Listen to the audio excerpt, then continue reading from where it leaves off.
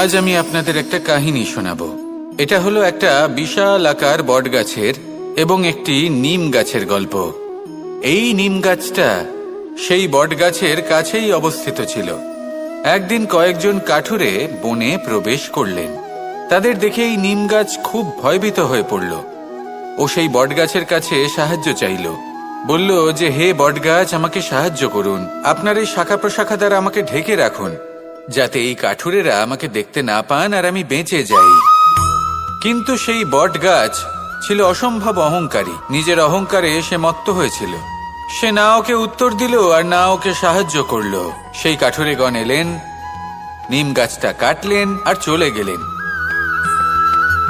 কিছুদিন পরে আবার সেই কাঠুরেগণ সেই বনে এলেন আর এইবার তাদের কুঠার দ্বারা বট গাছে আঘাত করতে শুরু করলেন।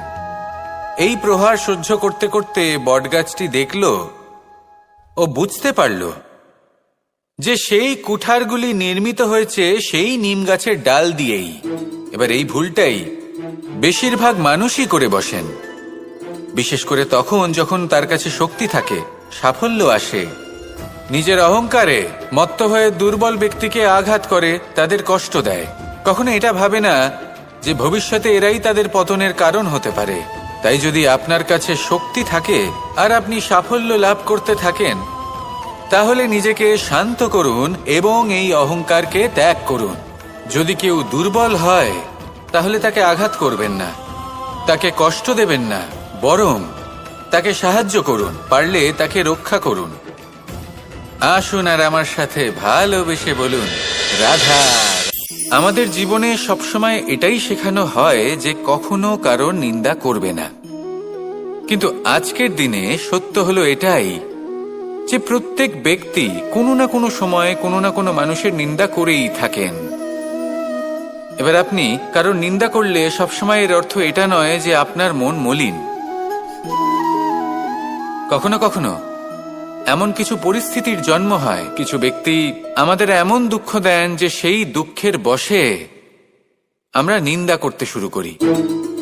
এবার নিন্দার বিষয়ে এমন এক সত্য আছে যেটা জানা প্রয়োজনীয়, যেটা আমি আপনাকে একটা উদাহরণ দিয়ে বোঝাবো। আপনি কখনো একটা চিত্র অঙ্কন করতে চেষ্টা করবেন, যতক্ষণ না সেই রং আমাদের হাতে লেগে যাচ্ছে ততক্ষণ আমাদের সেই চিত্র পূর্ণই হয় না। এবার এটাই হয় নিন্দার ক্ষেত্রেও। কেউ আপনাকে যতই দুঃখ দিক না কেন, যদি আপনি কারোর নিন্দা করেন তাহলে কোথাও না কোথাও সেই নেতিবাচক শক্তি অবশ্যই আপনার মধ্যে প্রবেশ করবে। তাহলে সেক্ষেত্রে কি করা যায়? কিভাবে অন্যের নিন্দা করা থেকে নিজেকে বিরত রাখা সম্ভব? একটাই পথ আছে, একটাই বিকল্প আছে, নিজের বিকাশ। নিজের বিকাশের পথে অগ্রসর হতে থাকুন। নিজের কাজে এতটাই নিমজ্জিত হয়ে যান যে কারো নিন্দা করার মতো কোনো সময় যেন আপনার হাতে না থাকে। তাতে আপনার মনও মলিন হবে না, আর জীবনে অনেক দরজা আপনার জন্য খুলে যাবে।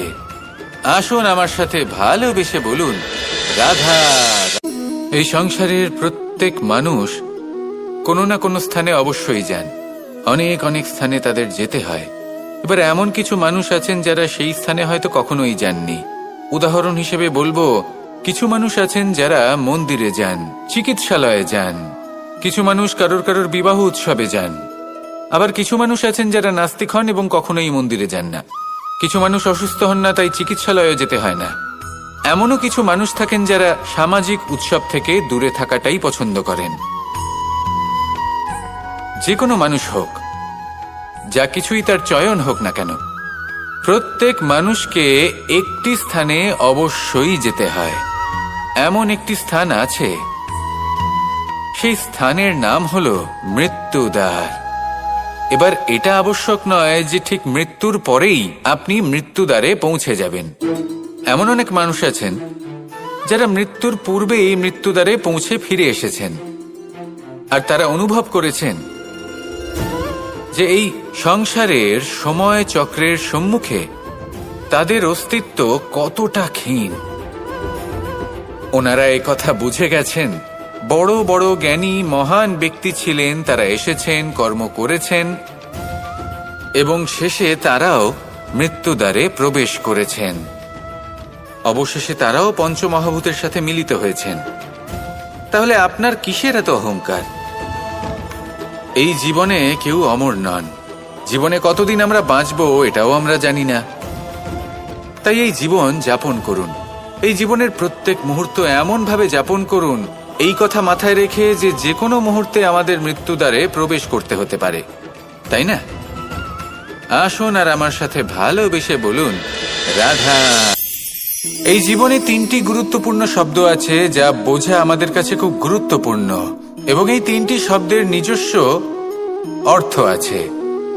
প্রথম হলো সঙ্গবদ্ধতা, অর্থাৎ একসাথে মিলে কাজ করতে হবে, একসাথে মিলে পরিশ্রম করতে হবে, সামনে এগোতে হবে।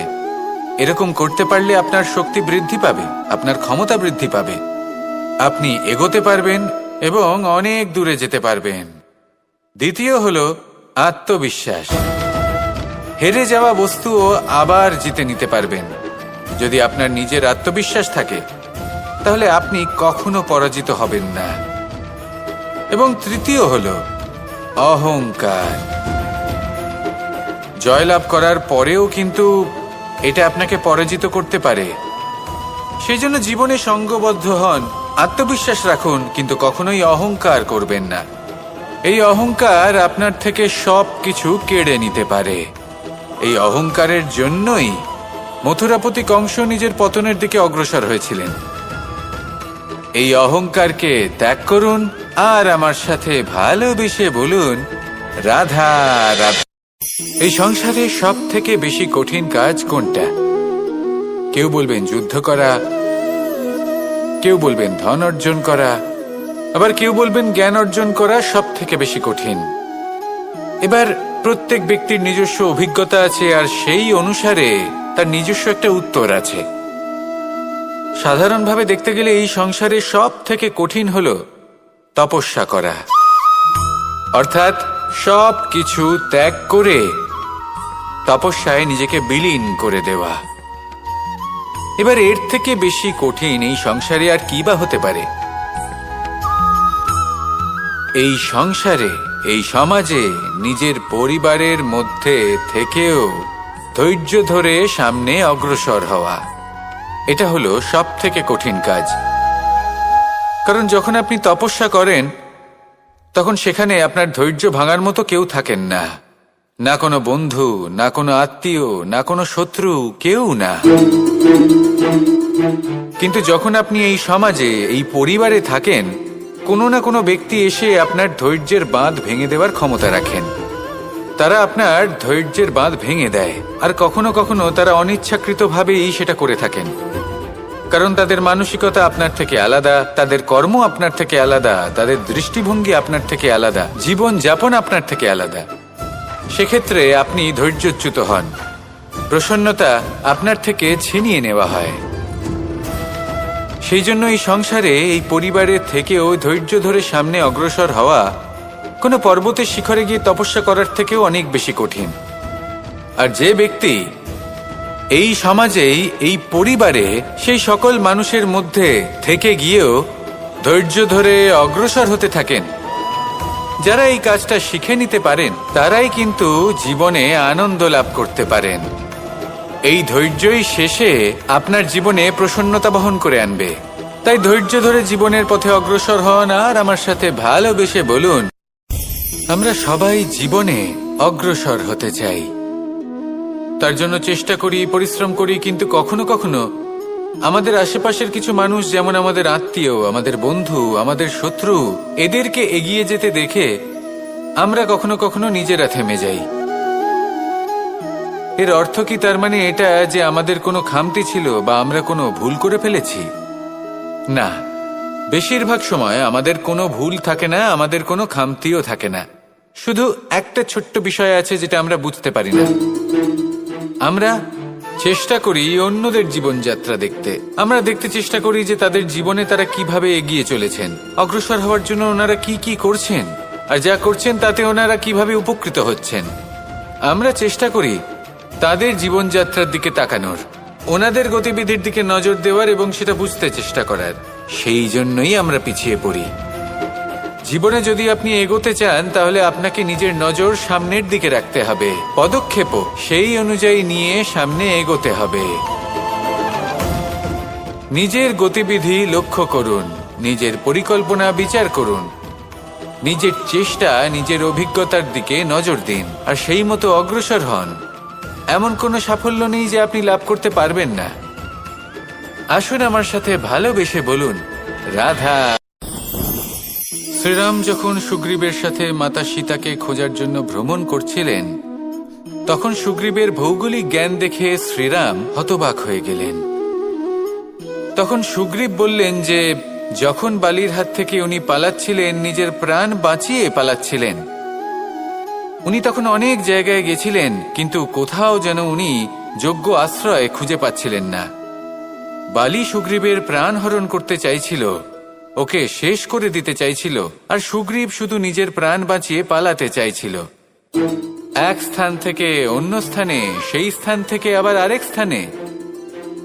এই বিপদের সম্মুখীন হতে গিয়ে সুগ্রীবের ভৌগোলিক জ্ঞান বৃদ্ধি পেল। এর অর্থ বুঝলেন আপনি? যে জীবনে যখন সমস্যা আসে, জটিলতা আসে, সেটা দেখে আমরা ত্রস্ত হয়ে পড়ি, দুঃখী হয়ে পড়ি যে এমনটা আমার সাথে কেনই বা হচ্ছে। কিন্তু দুঃখী হওয়ার কোনো প্রয়োজন নেই, কারণ এই সমস্যা আমাদের কিছু শিক্ষা দেওয়ার জন্যই আসে। সেই শিক্ষা লাভ করা খুবই প্রয়োজনীয়। সেই শিক্ষার দিকে নিজের মনোনিবেশ করুন, সেই শিক্ষা আত্মস্থ করুন, জীবনে অগ্রসর হন আর আমার সাথে ভালোবেসে বলুন, রাধা। এই সংসারে এমন অনেক মানুষ আছেন যারা এটা চান যে সবকিছু তাদের ইচ্ছা অনুসারে চলবে এবং সেই চেষ্টাই করতে থাকেন। কিন্তু সত্যি হলো এটাই যে এই সংসারের নির্মাণ কোনো মানুষ করেনি, এবং সেই জন্য এই সংসার কোনো মানুষের ইচ্ছা অনুসারে চলবে না, বরং মানুষকে সংসারের ইচ্ছা অনুসারে চলতে হবে।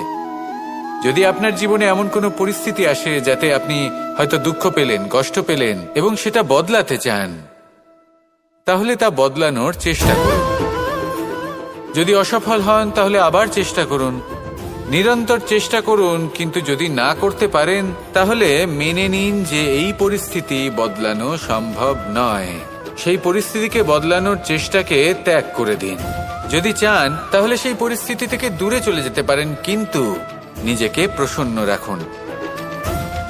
আপনার এই শরীর, এই মন, এই জীবন আপনি লাভ করেছেন, তাই আপনার কর্তব্য হলো নিজের যত্ন নেওয়া, নিজেকে প্রসন্ন রাখা। আপনি যদি নিজেকে প্রসন্ন রাখেন তাহলেই এই সংসারকে আপনি প্রসন্ন রাখতে চেষ্টা করতে পারবেন। তাহলে প্রসন্ন থাকুন আর মনে এই প্রসন্নতা নিয়ে বলুন, এই হাঁড়িটাকে দেখুন। এই হাঁড়িটা মাটি দ্বারা নির্মিত, আর এই বস্তুটি আমার খুবই প্রিয়। ছোটবেলায় মা এই হাঁড়িতেই মাখন বানিয়ে রাখতেন, কিন্তু যেই আমি সুযোগ পেতাম আমি সেই হাঁড়ি ভেঙে সমস্ত মাখন খেয়ে ফেলতাম। কিন্তু আমার মনে হয় একটা বিশেষ ব্যাপার আছে, যখনই এটার মধ্যে মাখন রাখা হতো তখন মাখন ঠান্ডা হয়ে যেত। আর আমি ভাবতাম এটা কিভাবে সম্ভব হতে পারে, যেখানে এটা নিজেই নির্মিত হয়েছে আগুনে তপ্ত হয়ে। এটা নির্মিত হয়েছে এইভাবেই, কিন্তু এর ভেতরে সবই শীতল থাকে। এটা কিভাবে সম্ভব? এটা এই কারণে সম্ভব কারণ এই হাঁড়ি এমন কিছু জানে যেটা জানা আমাদের জন্য খুব প্রয়োজনীয়। যার জন্ম হয়েছে মাটি থেকে, যার ভবিষ্যৎ হলো মাটি, আর ভেঙে যাওয়ার পরে যা কি সেই মাটিতেই মিশে যেতে হবে, তার নিজের অন্তরে অহংবোধের উত্তাপ ধরে রেখে কি লাভ? এটাই হলো জীবনের একটি সার কথা, যেটা আমাদের সকলকে বুঝতেই হবে, শিখতে হবে, যাপন করতে হবে। আর যখন আপনি উপলব্ধি করবেন যে আপনি নশ্বর, যখন উপলব্ধি করবেন যে আপনার জন্মের আগেও আপনার কোনো অস্তিত্ব ছিল না, আর মৃত্যুর পরেও আপনার কোনো অস্তিত্বই থাকবে না, জীবনে কোনো কিছুই আপনার ছিল না, আজও নেই আর না ভবিষ্যতে কখনো হবে, তখন আপনা থেকেই জন্ম এবং মৃত্যুর মাঝে এই যে সময় থাকে যাকে আমরা জীবন বলি, সেটা আপনি শান্তভাবে যাপন করতে শুরু করবেন। সেই জন্য জীবনে কখনোই অহংকার করবেন না, শুধু শুরু এবং শেষের কথা মনে রাখবেন, তাহলে আজকের এই বর্তমান শান্তিপূর্বক প্রসন্ন চিত্তে যাপন করতে পারবেন। এবং এই মন প্রসন্ন হয়ে বলবে, এই হাঁড়িটাকে দেখুন, এই হাঁড়িটা মাটি দ্বারা নির্মিত, আর এই বস্তুটি আমার খুবই প্রিয়। ছোটবেলায় মা এই হাঁড়িতেই মাখন বানিয়ে রাখতেন, কিন্তু যেই আমি সুযোগ পেতাম আমি সেই হাঁড়ি ভেঙে সমস্ত মাখন খেয়ে ফেলতাম। কিন্তু আমার মনে হয় একটা বিশেষ ব্যাপার আছে, যখনই এটার মধ্যে মাখন রাখা হতো তখন মাখন ঠান্ডা হয়ে যেত। আর আমি ভাবতাম এটা কিভাবে সম্ভব হতে পারে, যেখানে এটা নিজেই নির্মিত হয়েছে আগুনে তপ্ত হয়ে। এটা নির্মিত হয়েছে এইভাবেই, কিন্তু এর ভেতরে সবই শীতল থাকে। এটা কিভাবে সম্ভব? এটা এই কারণে সম্ভব কারণ এই হাঁড়ি এমন কিছু জানে যেটা জানা আমাদের জন্য খুব প্রয়োজনীয়। যার জন্ম হয়েছে মাটি থেকে, যার ভবিষ্যৎ হলো মাটি, আর ভেঙে যাওয়ার পরে যাকে সেই মাটিতেই মিশে যেতে হবে, তার নিজের অন্তরে অহংবোধের উত্তাপ ধরে রেখে কি লাভ? এটাই হলো জীবনের একটি সার কথা, যেটা আমাদের সকলকে বুঝতেই হবে, শিখতে হবে, যাপন করতে হবে। আর যখন আপনি উপলব্ধি করবেন যে আপনি নশ্বর, যখন উপলব্ধি করবেন যে আপনার জন্মের আগেও আপনার কোনো অস্তিত্ব ছিল না, আর মৃত্যুর পরেও আপনার কোনো অস্তিত্বই থাকবে না, জীবনে কোনো কিছুই আপনার ছিল না, আজও নেই আর না ভবিষ্যতে কখনো হবে, তখন আপনা থেকেই জন্ম এবং মৃত্যুর মাঝে এই যে সময় থাকে যাকে আমরা জীবন বলি, সেটা আপনি শান্তভাবে যাপন করতে শুরু করবেন। সেই জন্য জীবনে কখনোই অহংকার করবেন না, শুধু শুরু এবং শেষের কথা মনে রাখবেন, তাহলে আজকের এই বর্তমান শান্তিপূর্বক প্রসন্ন চিত্তে যাপন করতে পারবেন। এবং এই মন প্রসন্ন হয়ে বলবে, প্রত্যেক মানুষ ভালো কাজও করেন আবার খারাপ কাজও করেন। যখন ভালো কাজ করেন তখন তিনি প্রশংসার পাত্র হন, যখন খারাপ কাজ করেন তখন তাকে নিন্দা করা হয়, কখনো অপমানও করা হয়। যখন কেউ ভালো কাজ করে তার প্রশংসা করুন, অনেক অনেক প্রশংসা করুন, অত্যাধিক প্রশংসা করুন। কারোর প্রশংসা করলে আপনার কোনো ক্ষতি হবে না, কিন্তু যদি কোনো ব্যক্তি খারাপ কাজ করেন বা তার কোনো ভুল হয়ে থাকে, যদি আপনি তাকে অপমান করে থাকেন, তার নিন্দা করেন, তাহলে একটা কথা মনে রাখবেন, সেই ব্যক্তি এই ঋণের কথা ভুলবে না, বরং সঠিক সময়ে এলে পরে নিজের স্বভাব অনুসারে এই ঋণ শোধ করবে। আসুন আমার সাথে ভালোবেসে বলুন, রাধা রাধা। এই সংসারে আমরা শুধু সেই বস্তুগুলিকেই অনুভব করতে পারি যেগুলো আমাদের পঞ্চ ইন্দ্রিয় গ্রাহ্য করে, যেমন যেমন আমরা চোখ দিয়ে দেখতে পাই, কান দিয়ে শুনতে পারি, আদি ইত্যাদি। কিন্তু এমন অনেক বস্তু আছে, ভাব বা তত্ত্ব আছে যা আমাদের ইন্দ্রিয় পূর্ণরূপে অনুভব করতে পারে না, কিন্তু তা আছে এবং তা অত্যন্ত শক্তিশালী। যেমন বায়ু, বায়ু আমরা দেখতে পাই না, কিন্তু তার শক্তির প্রমাণ আমার নতুন করে দেওয়ার কোনো প্রয়োজন নেই। ঠিক তেমনি দুটি বোধ আছে যা চোখে দেখা যায় না, আমরা তা শুনতেও পাই না, কিন্তু তা আছে এবং তা অত্যন্ত শক্তিশালী। এই দুই বোধ হলো প্রার্থনা এবং বিশ্বাস। এই দুই বোধ যার মধ্যে আছে সেই সংসারে সব কিছু করতে পারে, যে কোনো শিখরে পৌঁছতে পারে, তার পক্ষে কোনো কিছুই অসম্ভব নয়। একটা উদাহরণ দিই, তাহলে দ্রৌপদীর সেই কাহিনীকে স্মরণ করুন, মাতা দেবকীর বিশ্বাসকে স্মরণ করুন। ওনার বিশ্বাস ছিল যে একদিন আমার পুত্র আসবে আর কংসকে বধ করবে, আর ঠিক এমনটাই হলো। সত্যি কথা বলতে এই সংসার আমাকে ঈশ্বর বলে মনে করে, কিন্তু আমি এটা মনে করি যে আমি হলাম সকলের প্রার্থনা এবং বিশ্বাসের একটি সত্তা। এনাদের প্রার্থনা এবং বিশ্বাসের মাধ্যমে ঈশ্বর এই শক্তি লাভ করেন এবং সেই শক্তি দ্বারা তিনি সবার মঙ্গল করতে থাকেন। বিশ্বাস এবং প্রার্থনা, এই দুই ভাব নিজের মনে জাগ্রত করুন আর আমার সাথে ভালোবেসে বলুন, রাধা। মন্দিরে যখনই আপনি যান, সেখানে অবস্থিত প্রতিমার চরণ স্পর্শ করেন। যখন শিবলিঙ্গের অভিষেক করেন, তখন স্বয়ং নিজে হাতে দুধ এবং জল দিয়ে তা ধৌত করেন, তার প্রক্ষালন করেন। কিন্তু এর পেছনে কোনো অন্ধবিশ্বাস নেই। এখানে বিষয়টা হলো ঊর্জা সংক্রান্ত। যে কোনো ব্যক্তি হোক বা কোনো বস্তু, তার নিজস্ব একটি বিশেষ ঊর্জা থাকে। সেই জন্য যখনই আমরা বড়দের চরণ স্পর্শ করি, তখন সেই স্পর্শ দ্বারা সেই বিশেষ ঊর্জা আমরা নিজের অন্তরে সমাহিত করি। তাই সব সময় মনে রাখবেন, কারোর চরণ স্পর্শ করার অর্থ এটা নয় যে আপনি কারোর সামনে তুচ্ছ হয়ে যাচ্ছেন। এর অর্থ হলো এটাই যে বড় হওয়ার জন্য সেই বিশেষ ঊর্জা আপনি তার থেকে প্রাপ্ত করছেন। আর এই জীবনের আরেকটা বড় সত্য হলো এটাই যে যদি আপনি জীবনে কিছু লাভ করতে চান, তবে নতমস্তক হতে শিখুন।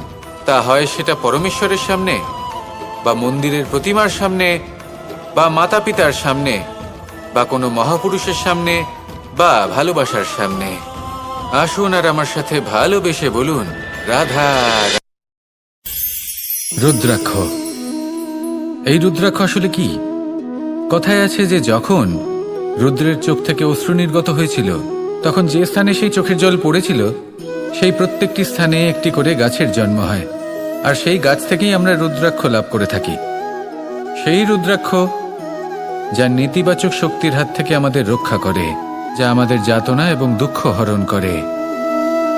আমার আরাধ্য মহাদেব যখন উনি হলাহল গ্রহণ করেছিলেন এই সংসারকে, এই সংসারের সব থেকে বড় বিপদের হাত থেকে রক্ষা করবেন বলে, তখন উনি সবার যন্ত্রণা হরণ করেছিলেন, সবাইকে রক্ষা করেছিলেন।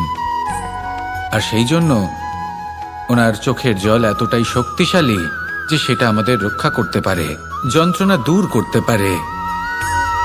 তাহলে এর অর্থ কি এটাই যে আমাদের সবাইকে রুদ্রাক্ষ ধারণ করতে হবে? না, সেটা তো আপনার নির্বাচন। এর দ্বারা আমরা এই শিক্ষা লাভ করি যে যখনই আপনি অশ্রুপাত করবেন, এইভাবে করবেন তাতে যেন সংসারের মঙ্গল করতে পারেন। যদি আপনি নিজেও যন্ত্রণায় থাকেন, তখনও অন্য কারোর যন্ত্রণাকে হরণ করতে পারেন, অন্য কারোর সংকট আপনি দূর করতে পারেন, অন্য কাউকে সাহায্য করতে পারেন। তাহলে আপনিও রুদ্রাক্ষের মতো পূজনীয় হয়ে উঠতে পারবেন। আসুন আর আমার সাথে ভালোবেসে বলুন, সময়। এই সময় আসলে কি?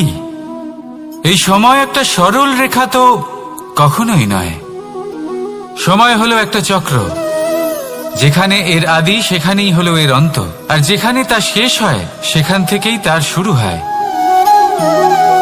এই সময় একটা অত্যন্ত বিচিত্র চিন্তা, বিচিত্র ভাবনা, একটা বিচিত্র বস্তু যা কেউ বুঝতে পারেন না। এই সময়ের লীলা, এর কোনো প্রমাণ নেই, কোনো জ্ঞান নেই, কোনো পরিমাপ নেই। শুধু এটুকু আমরা জানতে পারি, যেখানে শেষ হবে সেখান থেকে একটা নতুন সূচনাও হবে।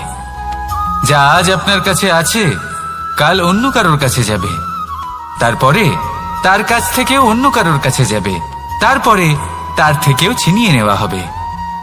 এই নিয়তির একজনের কাছ থেকে অন্যজনের কাছে আদান প্রদানের এই সময় হলো আপনার সময়। এই সময়ের সদ্ব্যবহার করুন, এই সময়কে বাঁচুন। আপনাকে শুধু এটাই সুনিশ্চিত করতে হবে যে আপনি কোন পক্ষে আছেন। আর সত্যি বলতে কি, আপনার জীবনের পরিণাম নির্ভর করে আপনার নির্বাচনের ওপর। আপনি কোন পক্ষ নির্বাচন করছেন। তাহলে মনে রাখবেন, জীবনে সেই পক্ষই নির্বাচন করবেন যা চয়ন করার পরে আপনি সুখ অনুভব করবেন, আপনি সন্তোষ লাভ করবেন, প্রসন্নতা লাভ করবেন। আর আমি এটাই সুনিশ্চিত করব যে এই পক্ষ যেন শান্তির পক্ষ হয়, এই পক্ষই যেন প্রেমের পক্ষ হয়। তাহলে চিন্তা করবেন না, আর আসুন আমার সাথে ভালোবেসে বলুন, রাধা রাধা।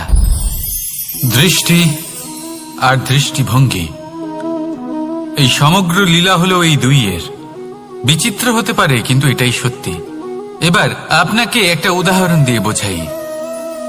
অনেক সময় আপনি কোনো ব্যক্তিকে এটা বলতে শুনবেন যে আমি আমার নিজের উপরে গর্ব করি, আমি নিজেকে নিয়ে গর্ব করি, আমি খুব ভালোভাবে আমার মা বাবার সেবা করি, ওনাদের আমি সবসময় সুখী রাখি, ওনাদের আমি একটা বাড়ি দিয়েছি, সকল সুখ সুবিধা দিয়েছি, ওনাদের জীবনে প্রত্যেক জিনিস দিয়েছি আর দেব যা তাদের প্রয়োজন। এবার আমাকে বলুন যে আপনি কে হন? আপনি হলেন সেই বীজ যা আপনার মাতা পিতা রোপণ করেছেন। আপনার মা বাবাই আপনাকে এই সংসারে জন্ম দিয়েছেন। এবার এইসব কথার কি তাৎপর্য? এই হলো সেই ব্যক্তির দৃষ্টিভঙ্গি। এবার দেখা যাক এই প্রকৃতি আমাদের কি শেখায়। কখনো কোনো গাছকে দেখবেন, যখন সেই গাছে ফল আসে, সে মালিকে এটা বলে না যে দেখো আমি তোমাকে ফল খেতে দিচ্ছি। সেই বৃক্ষ এটা বলে না যে দেখো আমি তোমায় আহার করতে দিচ্ছি, কারণ ও জানে যে এটা হলো সেই মালির পরিশ্রম, এটা হলো তারই কর্মের ফল আর এটা তারই পাওয়া উচিত। সে বলে যে তোমার জিনিস তোমাকেই অর্পণ করলাম, এ আমার জিনিস নয়। ও জানে সেই মালির গুরুত্ব আসলে কি, এটা হলো তার দৃষ্টিভঙ্গি। সেই জন্য আপনি জীবনে কোন ব্যক্তির মধ্যে, কোন পশু পাখির মধ্যে, কোন প্রাণীর মধ্যে, কোন পরিস্থিতিতে, কোন আবেগের মুহূর্তে কি দেখতে পাচ্ছেন, সেটা আপনার দৃষ্টিভঙ্গির উপরে নির্ভর করছে। তাই নিজের মনে ধনাত্মক ভাব জাগ্রত করুন, শুভ চিন্তা নিয়ে আসুন। এই ভাবনাই সত্য হয়ে সামনে আসবে। এই দৃষ্টিভঙ্গি এমন হয়ে যাবে যে আপনার জীবনে সবকিছুই শুভ হবে। তাহলে আসুন আর আমার সাথে ভালোবেসে বলুন, রাধা রাধা। প্রতিশোধ অথবা কাউকে দুঃখ দেওয়ার ভাবনা, যদি এটা আপনার মনে থাকে তাহলে আপনি নিজের মনেই যন্ত্রণার একটা বিশাল বৃক্ষ রোপণ করছেন, এটা মনে রাখবেন। কারণ কাউকে দুঃখ দেবার এই ভাবনা, এটা হলো সেই বীজ যা আপনার মনেই পতিত হবে, আপনার মনেই অঙ্কুরিত হবে, আর আপনার মনেই একটা বিশাল বৃক্ষরূপে বেড়ে উঠবে। জীবন আপনার, কর্ম আপনার, কাউকে দুঃখ দেবার ভাবনা আপনার ছিল, এই বৃক্ষ হলো আপনার, তাই এর ফলও আপনিই পাবেন, যা গ্রহণও আপনাকেই করতে হবে। মনে রাখবেন, যে মানুষ এটা ভাবে যে আমি ওকে দুঃখ দেব, ওকে কষ্ট দিতে চাই আমি, সেই মানুষই দুঃখ আর কষ্ট পেয়ে থাকে। যদি সেই জায়গায় আপনি এটা ভাবেন যে আমি কাউকে সুখী করে তুলতে চাই, কাউকে সুখ প্রদান করতে চাই, তাহলে তারও বীজ আপনার মনেই রোপণ হবে, বৃক্ষে পরিণত হবে, যার ফলও আপনিই পাবেন। এখানে বিষয়টা হলো শুধু মানসিকতার চিন্তা, যা সত্য হয়ে আপনার সামনে আসে। তাহলে এই মানসিকতা শুভ করুন, সবার জন্য মঙ্গল কামনা করুন। অন্যের মনে আপনার জন্য ভালো চিন্তা থাকুক বা না থাকুক, আপনি সবার জন্য শুভ চিন্তা করে কর্ম করতে থাকুন, তাহলে আপনার সাথেও ভালোই হবে। তাহলে আসুন আর আমার সাথে ভালোবেসে বলুন, রাধা রাধা। সুখ আর অভিজ্ঞতা, এই দুই জীবনে একসাথে কখনোই আসে না। মনে রাখবেন, যেখানে সুখ থাকে সেখানে অভিজ্ঞতা থাকে না, আর যখন এই সুখ আমাদের জীবন থেকে দূরে চলে যায়, তখন আমাদের জীবনে আসে এই অভিজ্ঞতা। পরমাত্মা, প্রকৃতি, নিয়তি এই অভিজ্ঞতাকে আমাদের জীবনে পাঠান, যাতে আমরা একটা অত্যন্ত গুরুত্বপূর্ণ শিক্ষা, একটা জ্ঞান প্রাপ্ত করতে পারি। এই অভিজ্ঞতা আমাদের শেখায় যে অতীতে এমন কি হয়েছিল যা আমাদের করা উচিত হয়নি। আমাদের শেখায় ভবিষ্যতে এমন কি আছে যা আমাদের করা উচিত আর কি করা উচিত নয়। দেখতে গেলে এই অভিজ্ঞতা আমাদের সেই শিক্ষা দেয় যার জন্য আমরা সুখের দিকে উচিতভাবে অগ্রসর হতে পারি। সেই জন্য জীবনে যখনই দুঃখ আসবে, দুঃখের এই সময় আসবে, তখন হতাশ হবেন না। বোঝার চেষ্টা করুন এই পরিস্থিতি কেন এসেছে, কি শিক্ষা দিতে এসেছে। যদি আপনি সেই জ্ঞান লাভ করেন, সুখের পথে অগ্রসর হন, তাও উচিত রূপে, তাহলে এই অভিজ্ঞতার উদ্দেশ্য পূরণ হয়ে যায়। তাহলে আসুন আর আমার সাথে ভালোবেসে বলুন, রাধা রাধা। জীবনে শিখরে পৌঁছানোর জন্য মানুষের কি প্রয়োজন হয়ে থাকে? সিঁড়ির। কিন্তু তাও প্রত্যেক মানুষ, প্রত্যেক ব্যক্তি শিখরে পৌঁছতে পারেন না। এর কারণ কি? কারণ একটা হতে পারে যে মানুষ কল্পনা করতে থাকেন কিন্তু সিঁড়ি খুঁজে পান না। কিছু মানুষ খুঁজে নেন কিন্তু তা পেয়ে এতটাই প্রসন্ন হয়ে যান যে তারপর আর কোনো কর্মই করেন না। খুব সোজা ব্যাপার। অনেক মানুষ সিঁড়ি খুঁজে পান না, আর যদি পেয়েও যান তাও যতক্ষণ না তাতে চড়ছেন সেই শিখরে পৌঁছবেন কি করে? যতক্ষণ না আপনি পরিশ্রম করছেন, যতক্ষণ না সেই সিঁড়িতে আপনি চড়ছেন, যতক্ষণ না ক্লান্ত হচ্ছেন, আপনার পায়ে হাঁটুতে ব্যথা না হচ্ছে, ততক্ষণ এই শিখরে পৌঁছানোর সৌভাগ্য লাভ করতে পারবেন না। তাহলে কল্পনার সাথে কর্ম করুন, পরিকল্পনার সাথে পরিশ্রম করুন, সব কিছু পাবেন। আসুন আমার সাথে ভালোবেসে বলুন, রাধা রাধা। সমস্যা, কঠিন সময়, সংকট, বিপদ কার জীবনে নেই? প্রত্যেকের জীবনে আছে। কিন্তু আমাকে একটা কথা বলুন, যদি নৌকায় ঢেউকে ভয় পেতে শুরু করে তাহলে সাগর পার করবে কে? কখনো কোনো ছোট্ট পিঁপড়েকে দেখেছেন যে আকারে হয়তো ছোট হতে পারে কিন্তু বড় শিক্ষা দিয়ে যায়? কিন্তু আমরা শিখি না।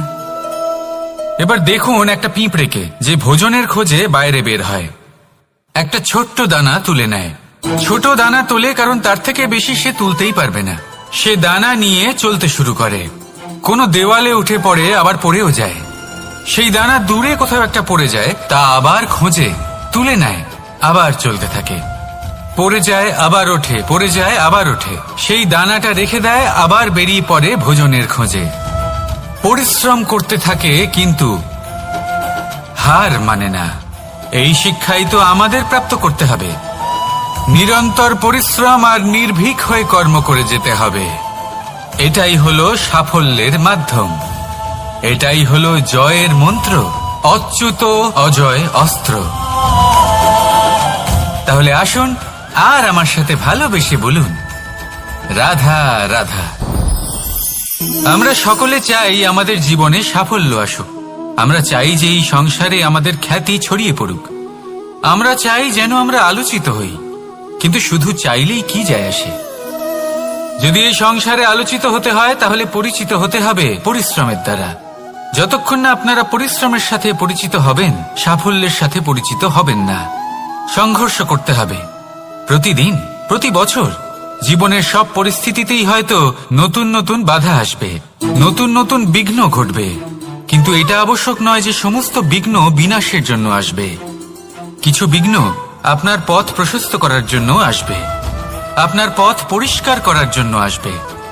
যদি আপনাকে উদাহরণ দিই, যখন বন্যা আসে, বাড়ি ঘর ভেসে যায়, তখন আমরা হতাশ হয়ে পড়ি, আমরা দুঃখী হয়ে পড়ি।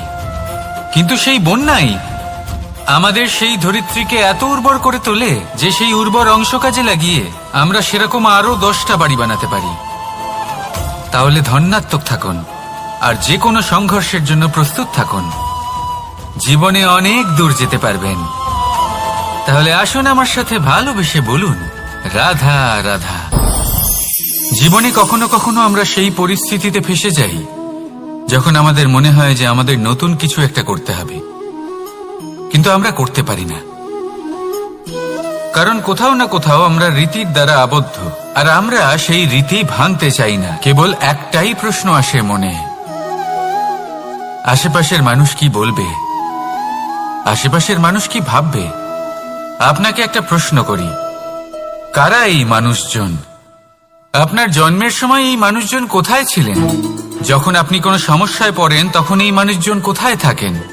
এগিয়ে এসে কি আপনাকে সাহায্য করেন, নাকি সেই সমস্যার সমাধান আপনি নিজেই করেন?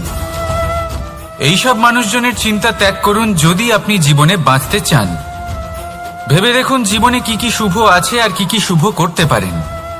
যদি তা স্রোতের বিপরীতে হয় তাহলে সংঘর্ষ করুন, কিন্তু এইসব মানুষজনের কথা ভাববেন না। ভেবে দেখুন জীবনে আপনি কি কি শুভ কাজ করতে পারেন। এটা ভাবুন যে আপনি কখনো এমন কোনো কাজ করে ফেলেননি তো যার জন্য কারোর হৃদয় আহত হয়েছে। শুভর দিকে নিজের চিন্তা কেন্দ্রীভূত করুন, আপনার জীবনে সব কিছু শুভই হবে। তাহলে আসুন আমার সাথে ভালোবেসে বলুন, রাধা রাধা।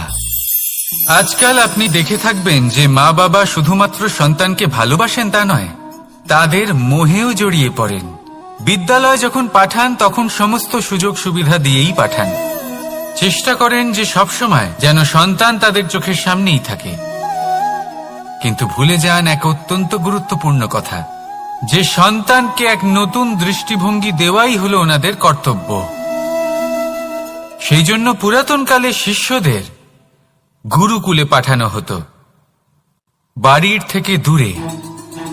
কারণ বাড়ি ছেড়ে যাওয়া এক সন্তানের জন্য, এক শিষ্যের জন্য অত্যন্ত শুভ লক্ষণ হয়। যখন সে বাড়ির থেকে দূরে, গৃহস্থের থেকে দূরে থাকবে, তখন এই সংসারকে সে এক নতুন দৃষ্টিভঙ্গি দিয়ে দেখবে, পরখ করবে, বুঝতে পারবে, আর সবকিছু নিজে থেকেই শিখে যাবে কখন আক্রমণ করতে হয়, কখন পিছু হটতে হয়, কিভাবে এই সংসারের সম্মুখীন হতে হয়। আর এটা আপনার দৃষ্টি ওকে শেখাতে পারবে না, ওর অভিজ্ঞতা ওকে শেখাতে পারবে। তাই মনে রাখবেন, যদি আপনি চান যে আপনার সন্তানের বিকাশ হোক, তাহলে অনেক সময় ওকে নিজের থেকে দূরে নিয়ে যেতে হয়। যদি মোহে আবদ্ধ থাকেন তাহলে ওর বিকাশ কখনোই হবে না। তাহলে আসুন আমার সাথে ভালোবেসে বলুন, রাধা রাধা। কখনো কখনো মানুষ মনে করেন যে সে নিজেই সব থেকে বেশি শক্তিশালী, তিনি হলেন জ্ঞানী। দেখুন, এটা ভালো ব্যাপার যে আপনার মধ্যে শক্তি আছে, জ্ঞান আছে, আর এটা শুধু আপনার জন্য নয়, এই সমস্ত সমাজের জন্য, দেশের জন্য, সমগ্র পৃথিবীর জন্য অত্যন্ত আবশ্যক। কিন্তু এই কথাটাও বোঝা অত্যন্ত আবশ্যক যে এই জ্ঞান যেন কখনো অহংকার না হয়ে ওঠে। যখন মানুষের মধ্যে জ্ঞান থাকে তখন সে রাম হয়ে ওঠে। রাম, যিনি সমুদ্রের বুকে সেতু বানিয়েছিলেন, বানর সেনার দ্বারা রাক্ষস রাজকে পরাজিত করেছিলেন, আর চিরকালের জন্য সবার কাছে আদর্শ হয়ে উঠেছিলেন। আর যদি মানুষের মনে অহংকার জন্মায়, তাহলে সে রাবণ হয়ে ওঠে। দেশে বিদেশে যতই খ্যাতি থাকুক না কেন, সে রাক্ষস হয়ে ওঠে, নিজের সাথে সাথে সমস্ত কুলের বিনাশ করে বসে। এবার জ্ঞান নাকি অহংকার, আপনার কি চাই সেই সিদ্ধান্ত আপনার, আর আপনার এই সিদ্ধান্তই নিশ্চিত করবে যে আপনার কর্ম কি হবে, আর আপনার এই কর্মই নিশ্চিত করে দেবে আপনার প্রারব্ধ কি হবে। তাহলে শুভ কর্ম করুন আর আমার সাথে ভালোবেসে বলুন, রাধা রাধা। কোনো বাগানের কোনো বৃক্ষকে দেখেছেন যেখানে সুগন্ধি ফুল থাকে, রসালো ফল থাকে, তখন মন প্রফুল্ল হয়ে ওঠে, মন থেকে সেই বৃক্ষের প্রতি ভালোবাসা জন্মায়। কিন্তু যিনি বাগানের মালিক, শুধুমাত্র তিনিই জানেন যে কিভাবে এই বৃক্ষকে আগলে রাখতে হয়, কিভাবে তার পরিচর্যা করলে এতে সুন্দর সুগন্ধি ফুল হবে, রসালো ফল হবে। কখনো কখনো প্রয়োজনের থেকে বেশি রোদ পেলে এই বৃক্ষগুলি শুকিয়ে যায়, প্রয়োজনের থেকে কম রোদ পেলেও এই বৃক্ষ কিন্তু শুকিয়ে যায়। প্রয়োজনের থেকে কম জল যদি পায়, এই বৃক্ষ শুকিয়ে যেতে পারে। প্রয়োজনের থেকে অতিরিক্ত জল যদি পায়, তখনও এই বৃক্ষের শিকড়গুলি নষ্ট হয়ে যেতে পারে। এবার এটাই কিন্তু আমাদের সংসারের সাথেও হয়। আমাদের সংসারের সকল প্রতিভাশালী ব্যক্তি, যেমন লেখক, বিচারক, প্রবক্তা, যোদ্ধা, এদের সবার ক্ষেত্রে এই কথাটাই প্রযোজ্য।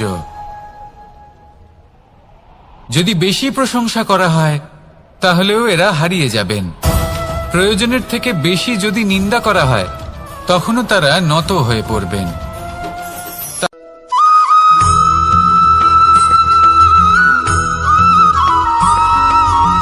পঞ্চতত্ত্বের মধ্যে দ্বিতীয় তত্ত্ব হল ধরণী, ভূমি, যাকে আমরা ধরণী মাতা বলি। এই ধরণী ধৈর্য ধারণ করে, আর এর ওপরেই আমাদের সমগ্র সংসার নির্ভরশীল। কারণ এই ভূমি সহ্য ক্ষমতা রাখে, এর সহ্য ক্ষমতা হল অপরিসীম। সন্তান যতই আঘাত প্রদান করুক না কেন, প্রেম পূর্বক সহ্য করে, আর তার বদলে অমূল্য রত্ন প্রদান করে।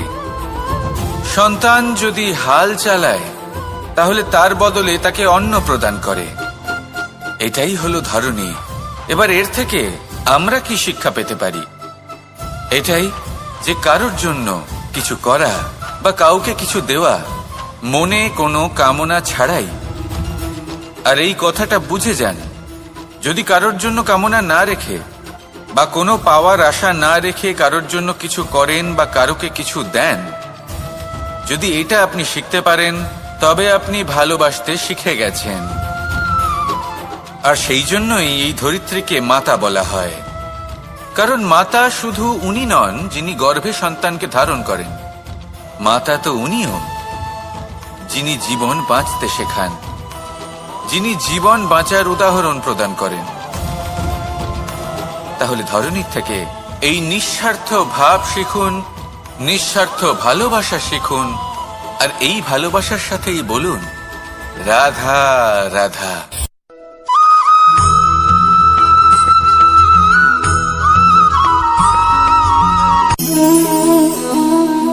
নিয়তি। রাধা আমাকে বলে, কৃষ্ণ, যদি তুমি জানো যে নিয়তিতে কি আছে, তাহলে তাকে বদলে দাও না কেন? মহাদেব আমাকে বলেন যে শ্রীকৃষ্ণ, যদি আপনি এটা জানেন যে সাম্বের নিয়তি এটাই, তাহলে আপনি তাকে বদলানোর চেষ্টা কেন করেন? কেন?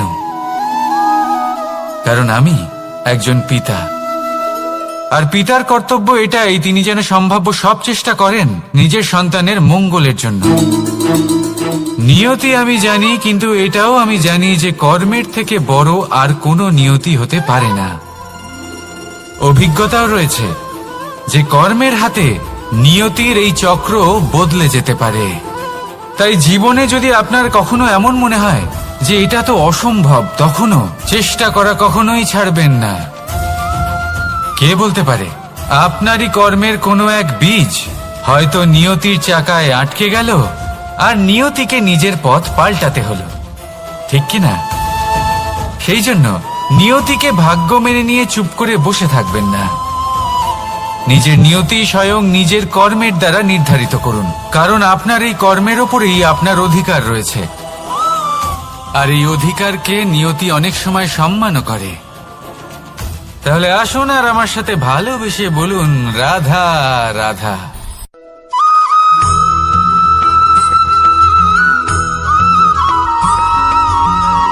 মানুষ ভাবেন যে ধন অর্জন করা হলো অত্যন্ত গুরুত্বপূর্ণ। তিনি আজীবন ধন অর্জন করতে থাকেন, ধন অর্জন করার চেষ্টা করতে থাকেন। সে যাই হয়ে যাক না কেন, পরিশ্রম করতে থাকেন। স্বাস্থ্যের দিকে নজর দেন না, না উচিত সময় খাবার খান, না উচিত সময় ঘুমোতে যান, না পর্যাপ্ত সময় পর্যন্ত ঘুমন, কিছুই না। ধন অর্জন করতেই থাকেন, করতেই থাকেন। আর কিছু সময় পরে যখন তিনি অসংখ্য ধন লাভ করে ফেলেন, তখন তার সাথে ওনার শরীরে অনেক রোগ বাসা বাঁধে। এইসব রোগের উপচার করতে করতে সেই সমস্ত ধন যা উনি অর্জন করেছেন তা তিনি ব্যয় করে ফেলেন। শেষ পর্যন্ত কি হয়? আমরা যেভাবে এসেছি ঠিক সেইভাবেই ফিরে যাই, ধন এখানেই থেকে যায়। দেখুন, একটা অত্যন্ত গুরুত্বপূর্ণ কথা রয়েছে যে আপনার বোঝা উচিত। এই যে ধন, তার ব্যবহার করুন জীবনকে আরো ভালো করে তোলার জন্য। ধনের সদ্ব্যবহার করা উচিত, এমন যেন না হয় এই ধন আপনাকে ভোগ করে ফেলে। এই জীবনকে নিশ্চিত রূপে আরো শ্রেষ্ঠ করে তুলুন। কিন্তু এই ধন অর্জন করার এই প্রক্রিয়াতে নিজের সারা জীবনকে নষ্ট করে ফেলবেন না। এই জীবন উপভোগ করতে শিখুন, আর আমার সাথে ভালোবেসে বলুন রাধা রাধা।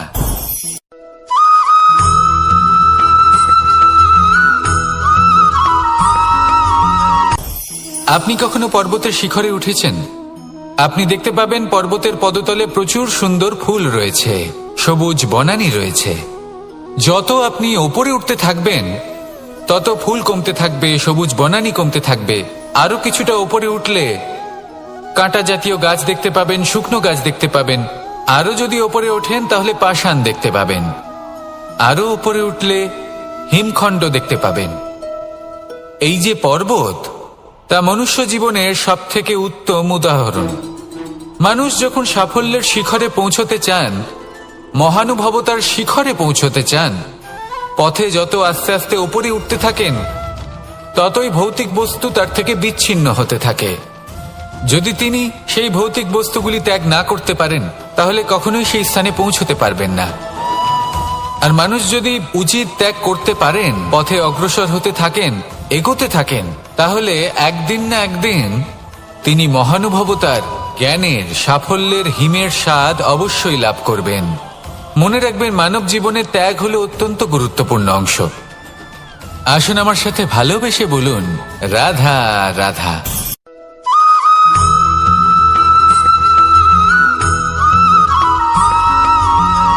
কেউ বলে জীবন খুব ক্ষণস্থায়ী, কেউ বলে জীবন হলো একটা সুন্দর স্বপ্নের মতো, আবার কেউ বলবে জীবন হলো এক কঠোর সত্য। কিন্তু জীবন আসলে কি? জীবন হলো আপনারই প্রতিবিম্ব, একটা দর্পণ। অর্থাৎ আপনি জীবনকে সেইভাবেই পাবেন যেরকম আপনি নিজেকে প্রতিপন্ন করবেন। যদি আপনি দর্পণের দিকে তাকিয়ে হাসেন, তাহলে আপনি সামনে হাসি মুখী দেখতে পাবেন। এবার যদি আপনি গম্ভীর হয়ে থাকেন, তাহলে আপনি একজন রুষ্ট ব্যক্তি দেখতে পাবেন। শেষে সবথেকে বেশি গুরুত্বপূর্ণ হলো আপনার চেষ্টা। আপনাকে সবসময় চেষ্টা করতে হবে যাতে আপনি নিজেকে প্রসন্ন এবং ইতিবাচক মনোভাবে রাখেন। এটা হলো আপনারই উত্তরদায়িত্ব, তাকে পালন করুন। এই মনকে প্রসন্ন রাখুন, এই সংসারকে সুন্দর বলে মনে হবে। আর এই মন প্রসন্ন হয়ে বলবে, রাধা রাধা।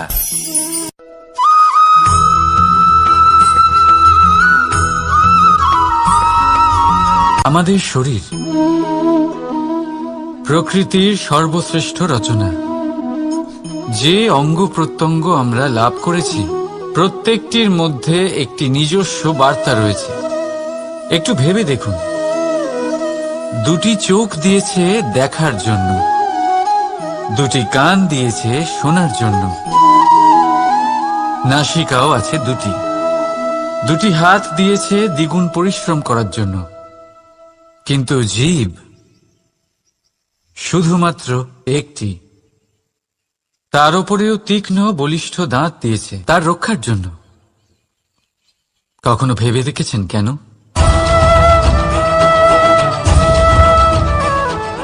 কারণ শব্দ আর শব্দের প্রয়োগ মানুষের সবচেয়ে বড় অস্ত্র, যার প্রয়োগ যত ভেবে চিন্তে করা যায়, মানুষ তার জীবনে ততটাই উপরে উঠতে পারে।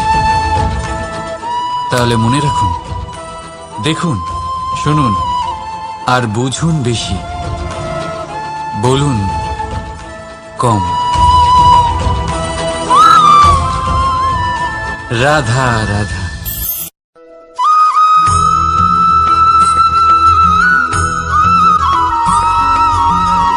জীবন কিসের উপর নির্ভরশীল? ধনের ওপর? বৈভবের অনুভব যদি আপনি করতে চান, তাহলে তা পাবেন শুধু একতার দ্বারা, সংগঠনের দ্বারা। যদি আপনাকে উদাহরণ দিই, নিজের এই হাতটাকে দেখুন, 5টা আঙুল রয়েছে। কোনো একটা বস্তুকে নিজের একটা আঙুল দ্বারা তুলে ধরার চেষ্টা করে দেখুন, বড়ই কষ্ট হবে। তখন আপনি বুঝতে পারবেন, যখন এই 5টি আঙুল একত্রিত হয়, তখন কোনো কাজ কতটা সহজ হতে পারে।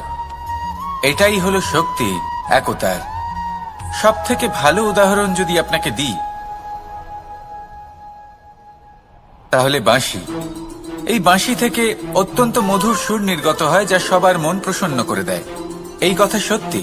কিন্তু এই বাঁশি আমি একটা বা দুটো আঙুল দিয়ে বাজাতে পারবো না।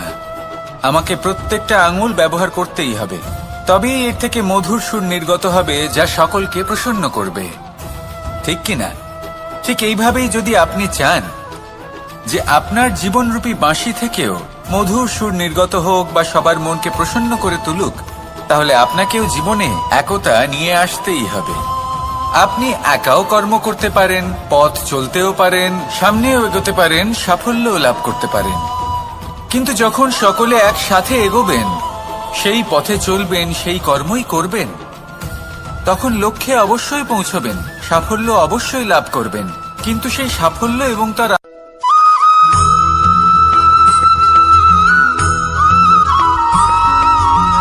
এই সংসারে সবথেকে বেশি কোমল বস্তু হলো রেশম। এই রেশম এতটাই কোমল হয় যে এর পুরো একটা থান শুধুমাত্র একটা হাতে ধরা সম্ভব। কখনো ভেবে দেখেছেন এই রেশম কিভাবে হয়? একটি কীট তার লালার দ্বারা উৎপন্ন হয়। এই কীট সেই রেশমকে পাক দিতে থাকে, পাক দিতেই থাকে আর আস্তে আস্তে তার মধ্যেই জড়িয়ে পড়ে। শেষে ওর এই সুন্দর অমূল্য সৃষ্টি রেশমের এই সুতো, তার নির্মাণ কার্য পূর্ণ হয়।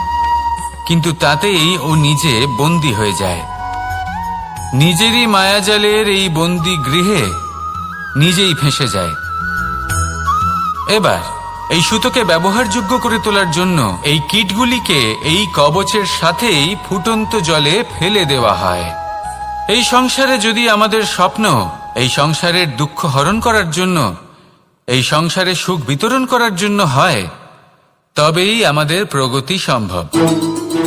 যদি আমাদের এই স্বপ্ন শুধুই আমাদের এবং আমাদের স্বার্থ সিদ্ধির জন্য হয়, তাহলে এই স্বপ্ন আমাদের অন্ধ করে দেবে, আমাদের অন্ধকারের পথে নিয়ে যাবে, আর আমরাও সেই কীটের মতো হয়ে যাব।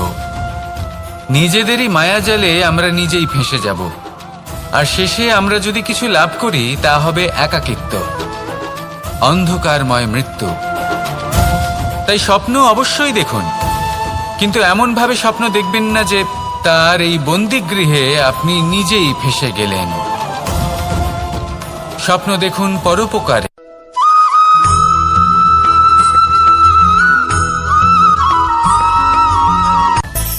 মানুষের মধ্যে একটা বিচিত্র প্রবৃত্তি থাকে, অন্য সকলের বিষয়ে, তাদের জীবনের বিষয়ে, তাদের ব্যক্তিত্বের বিষয়ে, তাদের ভবিষ্যতের বিষয়ে অনুমান করা।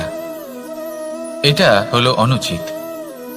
কারোর অতীতকালকে দেখে লোকে ভবিষ্যৎ বলে দিতে পারেন, বর্তমানকে দেখে ভবিষ্যতের বিষয়ে অনুমান করে ফেলেন। উদাহরণ দিতে হলে বলবো, কোনো দাসকে দেখুন, ওকে দেখে লোকে বলে যে ওর ভবিষ্যৎ সেটাই হতে পারে, অনুমান করে ফেলেন।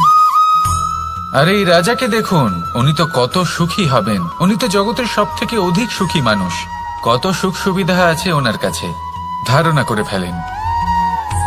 তবে সত্য তো এটাই যে কারোর ব্যক্তিত্বের বিষয়ে, তাদের ভবিষ্যতের বিষয়ে আপনি পূর্ণ সত্য কখনোই বলতে পারবেন না, শুধু অনুমান করতে পারবেন। আর এই অনুমান করে সত্যি কোনো লাভ হয় না, কারণ এই কাল সেটা হলো অত্যন্ত শক্তিশালী। কালো থেকে কালোতর কয়লাকেও হীরেতে পরিণত করতে পারে, অনেক বড় বড় রাজাকেও বিদূষক বানিয়ে ফেলতে পারে এক মুহূর্তেই। তাহলে আপনি অনুমান করে কি লাভ? কি পেলেন অনুমান করে? সেই জন্য কারোর বিষয়ে কোনো অনুমান করবেন না, তার ভবিষ্যতের বিষয়ে অনুমান করতে যাবেন না, কারোর বিষয়ে কোনো ধারণা করে নেবেন না। কিছু করতে হলে ভালোবাসুন, সবার মধ্যে ভালোবাসা ছড়ান, সবার মধ্যে ধন্যাত্মক ভাব ছড়ান। এই মন প্রসন্ন হয়ে বলবে, রাধা রাধা।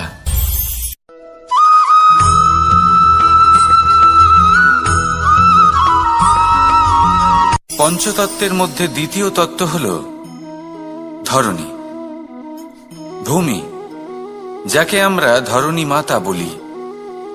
এই ধরণী ধৈর্য ধারণ করে, আর এর ওপরেই আমাদের সমগ্র সংসার নির্ভরশীল। কারণ এই ভূমি সহ্য ক্ষমতা রাখে, এর সহ্য ক্ষমতা হল অপরিসীম। সন্তান যতই আঘাত প্রদান করুক না কেন, প্রেম পূর্বক সহ্য করে, আর তার বদলে অমূল্য রত্ন প্রদান করে। সন্তান যদি হাল চালায়, তাহলে তার বদলে তাকে অন্ন প্রদান করে। এটাই হলো ধরণী।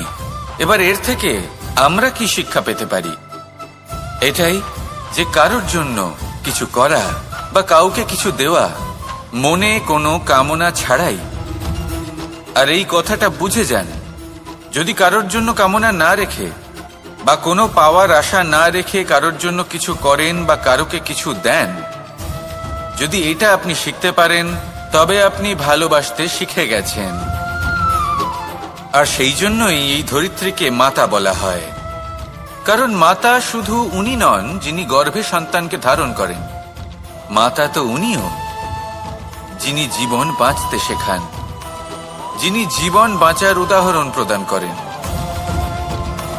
তাহলে ধরণীর থেকে এই নিঃস্বার্থ ভাব শিখুন, নিঃস্বার্থ ভালোবাসা শিখুন, আর এই ভালোবাসার সাথেই বলুন রাধা রাধা।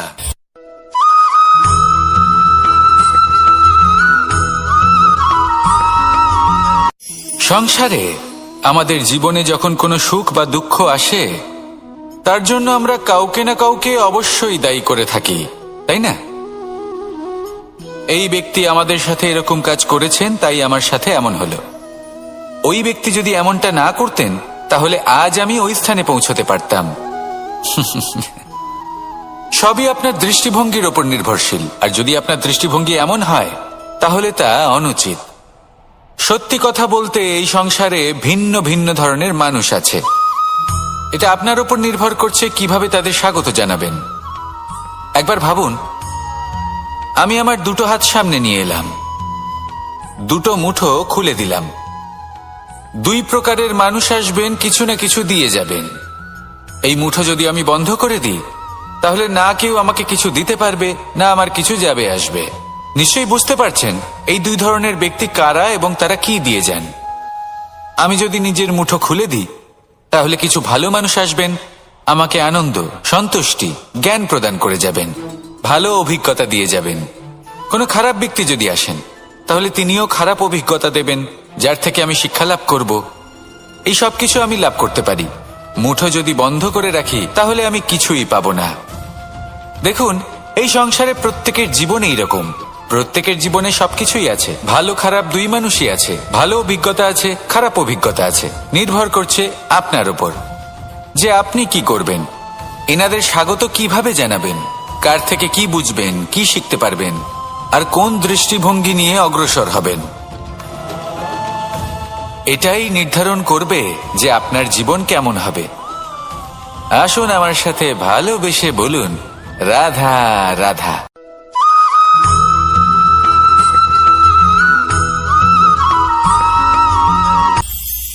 এটা হলো ধান গাছ। এর থেকে যে চাল উৎপন্ন হয় তা মানুষ গ্রহণ করেন। আর এটা কি? এ হলো জংলি ঘাস। একবার ভেবে দেখুন, যদি এই জংলি ঘাস ধান গাছের আশেপাশে থাকে, তাহলে কি হবে? ধান উৎপন্ন হতে পারবে? তা উৎকৃষ্ট হতে পারবে? আমরা কি তা গ্রহণ করতে পারবো? কখনোই নয়। এই জংলি ঘাস ধানকে নষ্ট করে দেবে, কিন্তু নিজে জীবিত থাকবে। এটাই হলো আজকের শিক্ষা। এই সংসারে যদি আপনি নীতির পথে চলতে চান, উচিত কর্ম করতে চান, সংসারকে সেবা করতে চান, তাহলে জংলি ঘাসের মতো ব্যক্তিদের থেকে সবসময় দূরে থাকতে হবে। সেই ব্যক্তি যারা দুর্নীতি এবং মিথ্যা দ্বারা পরিপূর্ণ, যাদের ব্যবহার অশুভ, যাদের অনেক অশুভ গুণ রয়েছে, তারা সঠিক নয়। সেই সকল ব্যক্তি যাদের চরিত্র অত্যন্ত দুষ্ট হয়, তারা হয় শুভ চরিত্রের ব্যক্তিকে একদম নষ্ট করে দেয়, নয় নিজের মতো বানিয়ে তোলে। তাই যদি আপনি নীতির পথে চলতে চান, এই সংসারের জন্য শুভ কর্ম করতে চান, তাহলে সেই সঙ্গ লাভ করুন যে সঙ্গ জ্ঞানে পরিপূর্ণ, যাদের মধ্যে অনেক গুণ আছে, যাদের থেকে প্রতিদিন কিছু শিখতে পারবেন। এমন ব্যক্তির সাথে জীবন অতিবাহিত করুন। দুরাচারীদের থেকে দূরে থাকুন। তবেই এই মন প্রসন্ন হয়ে বলবে রাধা রাধা।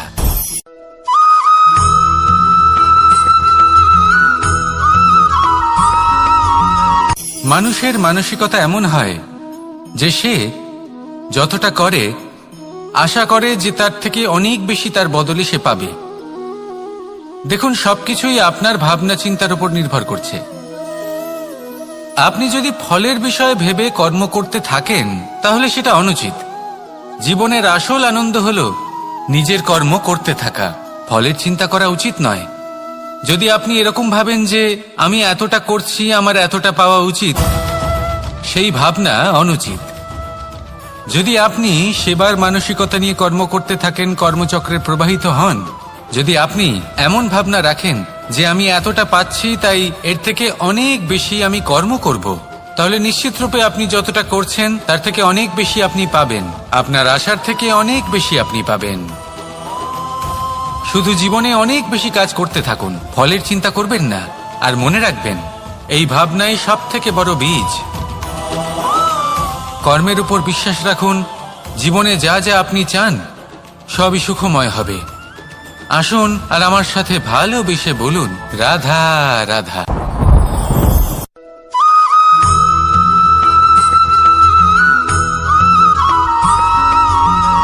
আপনি কখনো কোনো বাজকে নিজের বাসা বানাতে দেখেছেন? এই বাজ যখনই কোনো বাসা বানায় তখন উঁচু গাছের ডালে বা কোনো পর্বতের শিখরে বাসা বানায়, অনেক উচ্চতায়। আর সেখানে তার সন্তানও জন্মগ্রহণ করে। যখন এই সন্তানেরা জন্মায় তখন এই বাজ খুবই ভালোবেসে এবং খুব সাবধানে এদের পালন পোষণ করে। নিজের ঠোঁট দিয়ে তাদের ঠোঁটে খাবার পরিবেশন করে। কিন্তু যেই সেই সন্তানেরা হৃষ্টপুষ্ট হয়ে যায় এবং সেই কথা বাজ নিজে বুঝতে পেরে যায়, সেই বাজ নিজেই সেই বাসা ছিন্ন ভিন্ন করে দেয়। সেই সন্তান যাদের সবেমাত্র ডানা গজিয়েছে, কিভাবে উড়তে হয় তারা জানে না, সেই সন্তানগুলিকে উচ্চতা থেকে ঠেলে দেয়। সেই সন্তান প্রথমে ভয়ভীত হয়ে যায়। তারা সামনে মৃত্যুকে দেখতে পেয়ে ভয়ের কারণে তাদের ডানা ঝাপটাতে থাকে। আর সেই প্রক্রিয়াতেই সেই সন্তানগুলি উড়তে শুরু করে দেয়। এবার এই ঘটনায় আমরা কি শিক্ষা পেতে পারি? এটাই, যদি আপনি মাতা পিতা হন তাহলে নিজের সন্তানকে অবশ্যই স্নেহ করুন, কিন্তু তাদেরকে নিজের আঁচলের তলায় বেঁধে রাখবেন না। যদি আপনি চান আপনার সন্তান জীবনে উন্নতি করুক, তাহলে নিজের মুঠো থেকে তাদের স্বতন্ত্র করে দিন। এই সংসারে সংঘর্ষ করতে দিন। সেই সন্তান নিজেই বুঝতে পারবে যে জন্মের সময় পাওয়া ডানা কি করে ব্যবহার করতে হয়। আর আপনার চোখের সামনে আপনার সন্তান এই আকাশে উড়তে থাকবে। তাহলে আসুন আমার সাথে ভালোবেসে বলুন, রাধা রাধা।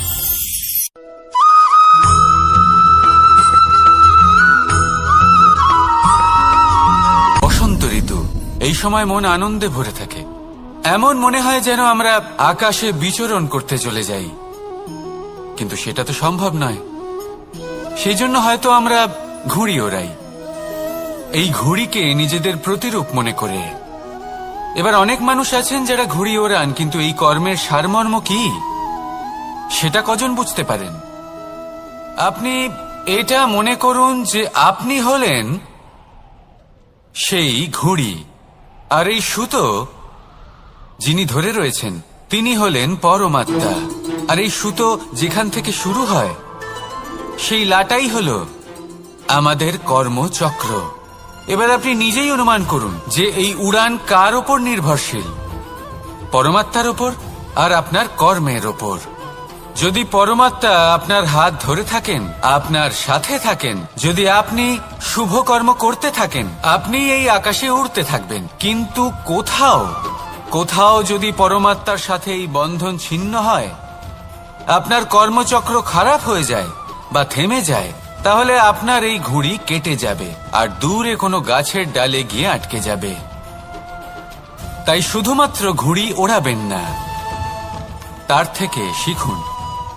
পরমাত্মার সাহচর্যে থাকুন, সবসময় শুভ কর্ম করতে থাকুন আর সবসময় এই আকাশে উড়তে থাকুন। আসুন আর আমার সাথে ভালোবেসে বলুন, রাধা রাধা।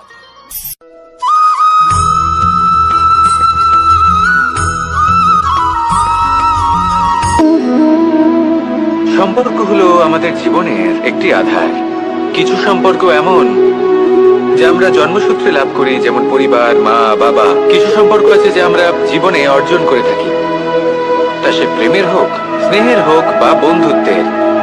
এই সকল সম্পর্ক লাভ করার বা গড়ে তোলার 5টি ধাপ রয়েছে। প্রথম ধাপ, কোনো ব্যক্তির সাথে আলাপ হওয়া, তার সাথে কথা বলা বা তাকে দেখা। দ্বিতীয় ধাপ, সে ব্যক্তিকে আমাদের ভালো লাগা। তৃতীয় ধাপ, আমাদের এটা চাইতে শুরু করা যে জীবনে এই ব্যক্তি যেন আমাদের বন্ধু হন, আমাদের জীবনে থাকেন, বা আমাদের কাউকে ভালোবেসে ফেলা। আর এটা আমাদের ভাবা বা চাওয়া যে সেই ব্যক্তি যেন আজীবন আমার সাথে থাকেন, আমার জীবনে আমার সাথী হয়ে। চতুর্থ ধাপ, লাভ করা। এবার এই ধাপটি অনেক মানুষের পক্ষেই খুবই সরল হয়, বড়ই সরলভাবে নিজেদের সঙ্গীকে লাভ করে থাকেন।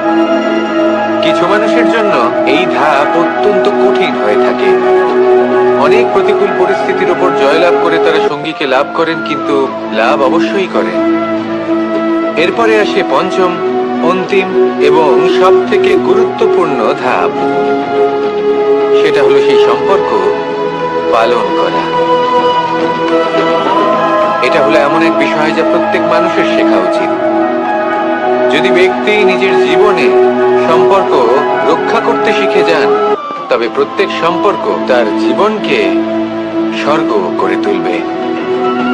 আসুন আর আমার সাথে ভালোবেসে বলুন, রাধা রাধা।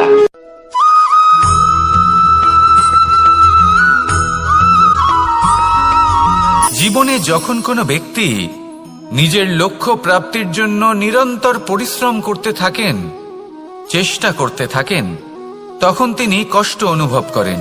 কখনো শারীরিক কষ্ট, কখনো মানসিক কষ্ট। এবার উনি এটা ভাবতে থাকেন যে আমি কি উচিত করছি নাকি অনুচিত করছি। কারণ অন্যদিকে এমন একজন ব্যক্তিও আছেন যিনি একদমই পরিশ্রম চেষ্টা করছেন না। তিনি মদিরা পান করেন, বিলাসিতায় জীবন কাটান, অলস প্রকৃতির হয়ে ওঠেন, নিদ্রাতে বিলীন হয়ে থাকেন আর ভাবেন যে তিনি সুখ লাভ করছেন। কিন্তু এরকম কেন হয়? কারণ যখন আমরা সৎ পথে থাকি, উচিত পথে চলি, লক্ষ্য প্রাপ্ত করার জন্য চেষ্টা করতে থাকি, তখন আমাদের ভেতরে থাকা নেতিবাচক শক্তি এবং পাপ এই দেহকে ত্যাগ করে দেয়। আর এই অনুভূতিটাই আমাদের দুঃখের অনুভূতি দেয়, কষ্ট দেয়। এবার সেখানে যদি আমরা কুপথে চলি, অনুচিত পথে চলতে থাকি, তাহলে আমাদের ভেতরে থাকা পুণ্য এবং ধনাত্মক শক্তি আমাদের দেহ ত্যাগ করে দেয়। আর এই অনুভূতির কারণেই আমরা সুখ অনুভব করি। কিন্তু কখনো ভাববেন যে এই সুখ বেশি সময় পর্যন্ত থাকে না। সেই জন্য সবসময় মনে রাখবেন, যদি আপনি জানেন যে এটাই আপনার লক্ষ্য, এটাই উচিত পথ, শুভ পথ, তাতে নিরন্তরভাবে এগিয়ে যেতে চেষ্টা করতে থাকুন। এই কষ্ট আপনাকে সুখের পরাকাষ্ঠায় কখন পৌঁছে দেবে তা আপনি জানতেই পারবেন না। আসুন আমার সাথে ভালোবেসে বলুন, রাধা রাধা।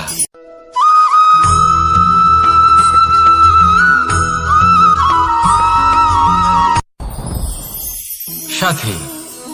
সাথী এই শব্দটির ব্যাখ্যা কে কিভাবে করে? মিত্র, সখা, বন্ধু।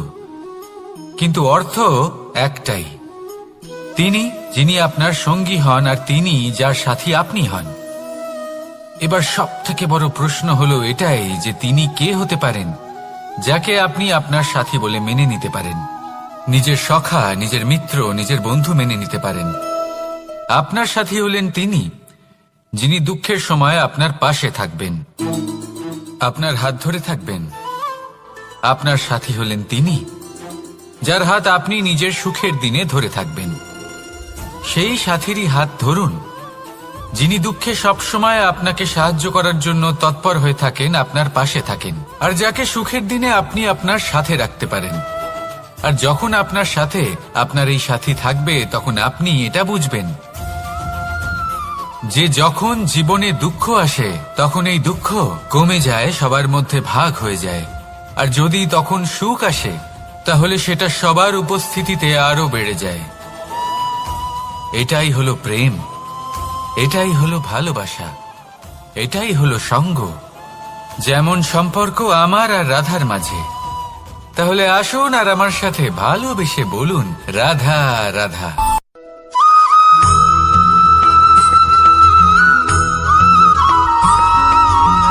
পঞ্চতত্ত্বের মধ্যে দ্বিতীয় তত্ত্ব হল ধরণী, ভূমি, যাকে আমরা ধরণী মাতা বলি।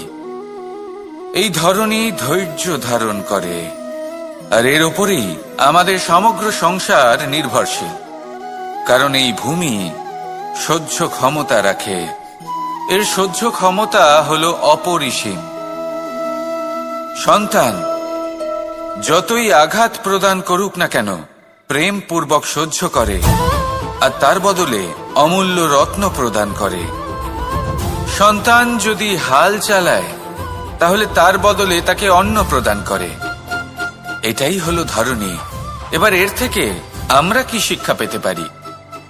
এটাই যে কারোর জন্য কিছু করা বা কাউকে কিছু দেওয়া মনে কোনো কামনা ছাড়াই। আর এই কথাটা বুঝে যান, যদি কারোর জন্য কামনা না রেখে বা কোনো পাওয়ার আশা না রেখে কারোর জন্য কিছু করেন বা কারোকে কিছু দেন, যদি এটা আপনি শিখতে পারেন তবে আপনি ভালোবাসতে শিখে গেছেন।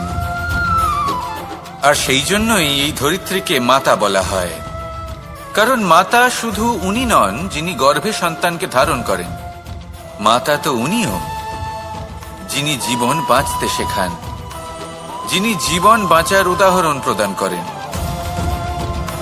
তাহলে ধরনীর থেকে এই নিঃস্বার্থ ভাব শিখুন, নিঃস্বার্থ ভালোবাসা শিখুন, আর এই ভালোবাসার সাথেই বলুন রাধা রাধা।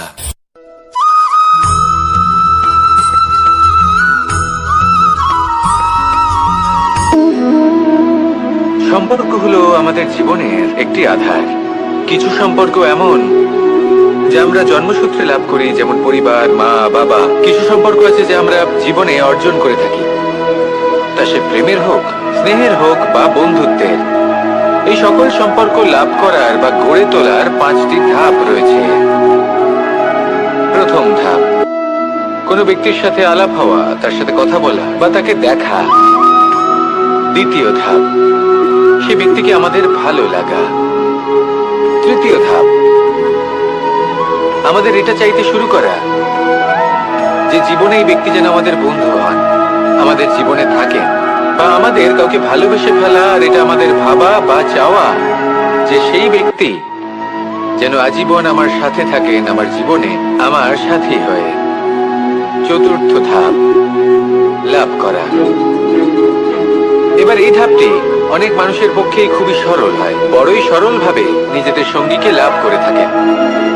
কিছু মানুষের জন্য এই ধাপ অত্যন্ত কঠিন হয়ে থাকে। অনেক প্রতিকূল পরিস্থিতির উপর জয়লাভ করে তারা সঙ্গীকে লাভ করেন, কিন্তু লাভ অবশ্যই করেন। এরপরে আসে পঞ্চম, অন্তিম এবং সব থেকে গুরুত্বপূর্ণ ধাপ। সেটা হলো সেই সম্পর্ক পালন করা।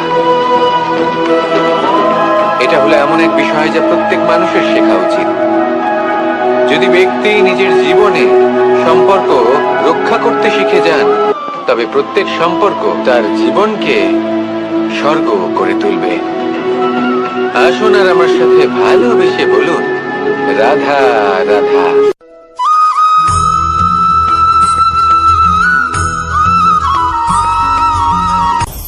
আপনি কখনো পর্বতের শিখরে উঠেছেন?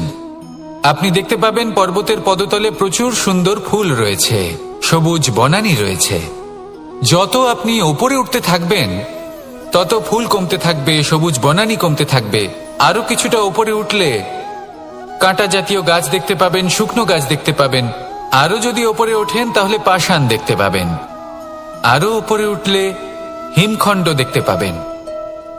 এই যে পর্বত, তা মনুষ্য জীবনের সব থেকে উত্তম উদাহরণ। মানুষ যখন সাফল্যের শিখরে পৌঁছতে চান, মহানুভবতার শিখরে পৌঁছতে চান, পথে যত আস্তে আস্তে উপরে উঠতে থাকেন ততই ভৌতিক বস্তু তার থেকে বিচ্ছিন্ন হতে থাকে। যদি তিনি সেই ভৌতিক বস্তুগুলি ত্যাগ না করতে পারেন তাহলে কখনোই সেই স্থানে পৌঁছতে পারবেন না। আর মানুষ যদি উচিত ত্যাগ করতে পারেন, পথে অগ্রসর হতে থাকেন, এগোতে থাকেন, তাহলে একদিন না একদিন তিনি মহানুভবতার, জ্ঞানের, সাফল্যের হিমের স্বাদ অবশ্যই লাভ করবেন। মনে রাখবেন, মানব জীবনে ত্যাগ হলো অত্যন্ত গুরুত্বপূর্ণ অংশ। আসুন আমার সাথে ভালোবেসে বলুন রাধা রাধা।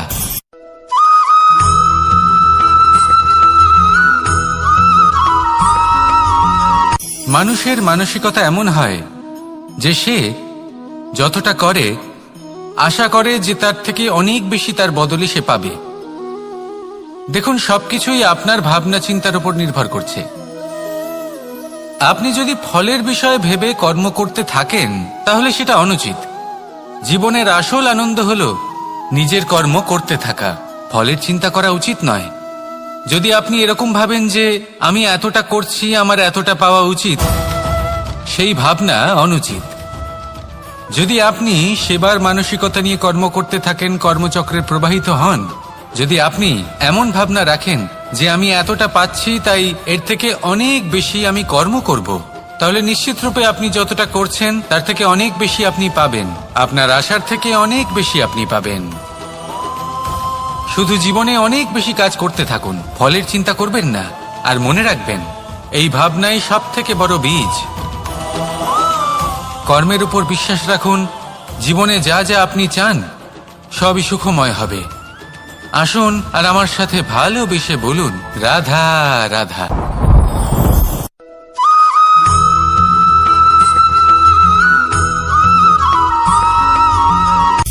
সূচের শেষে একটি ছিদ্র থাকে, যার দ্বারা আমরা এই সুতো পরাতে পারি। আর তারপর সূচের সাহায্যে এই সুতো দিয়ে বস্ত্র সেলাই করা যায়। কিন্তু যদি সুতোটা সোজা করে ধরা না হয়, তাহলে সূচে কখনো এই সুতো পরানোই সম্ভব নয়। যদি এতে কোনো গিঁট পড়ে, তখন তা কখনোই এই ছিদ্র দ্বারা প্রবেশ করা সম্ভব নয়। ঠিক এইভাবেই যদি আপনি কারোর জীবনে প্রবেশ করতে চান, কারোর অন্তরে প্রবেশ করতে চান, তাহলে আপনাকেও সহজ থাকতে হবে। এতে কোনো গিঁট থাকলে চলবে না, অর্থাৎ মনে যাতে কোনো মালিন্য না থাকে, যেন কোনো কুচিন্তা না থাকে। যদি এসব থাকে, তাহলে আপনি কখনো কারোর জীবনে প্রবেশ করতে পারবেন না। আর যদি কোনোভাবে আপনি প্রবেশ করেও যান, তাহলে তার মনে ঘর করতে পারবেন না। নিজেকে এই সুতোর মতন করে তুলুন, সহজ। মনে যেন কোনো কুচিন্তা না থাকে, সবার প্রতি যেন সদ্ভাবনা থাকে, শুভ চিন্তা থাকে। এমনটা করতে থাকুন। এমন একটা দিন আসবে যেদিন এই সমস্ত সংসারের ব্যক্তির মনে আপনি বাস করবেন। আর তখন এই মন প্রসন্ন হয়ে বলবে, রাধা রাধা।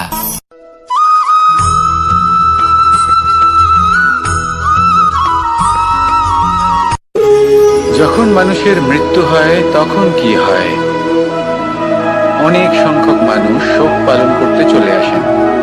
যে ব্যক্তি মৃত্যু লাভ করেছেন, তার অনেক বস্তু থাকে যেগুলো তার প্রিয়, যেগুলো তিনি ব্যবহার করেছেন।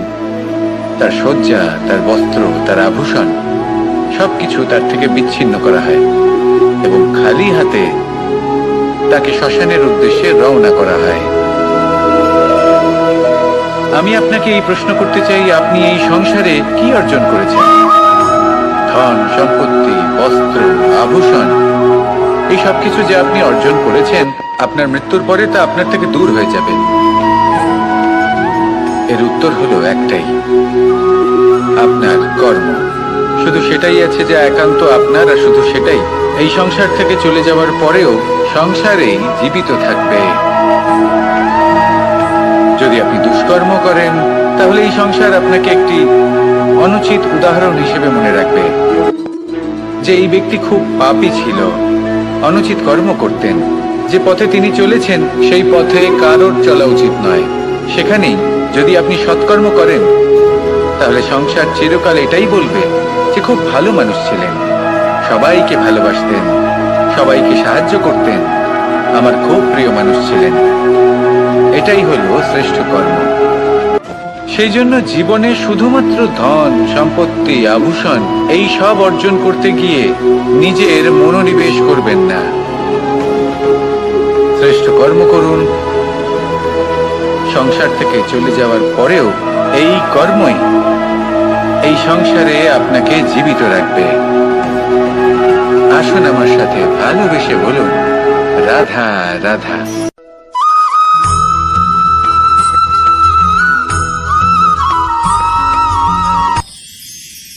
মানুষ তার জীবনে দুই ধরনের পরিস্থিতিকে খুব ভয় পায়। এক, কোনো কারণবশত কারোর সামনে নত হওয়া। দুই, কোনো কারণে নিজের চরিত্র থেকে, নিজের মূল্যবোধ থেকে বিচ্যুত হওয়া। এবার কেন হয় এরকম যে কথায় কথায় কারোর সামনে নত হতে হয়? কেন বারংবার নিজের চরিত্র থেকে চ্যুত হতে হয়? এরকম কেন হয়? এটা তখনই হয় যখন আমাদের শিক্ষা এবং মূল্যবোধের অভাব থাকে। যদি মানুষের মধ্যে প্রকৃত শিক্ষা থাকে তাহলে এই সংসারে কোনো সময় এবং কারোর সামনেই নত হওয়ার কোনো প্রয়োজন নেই।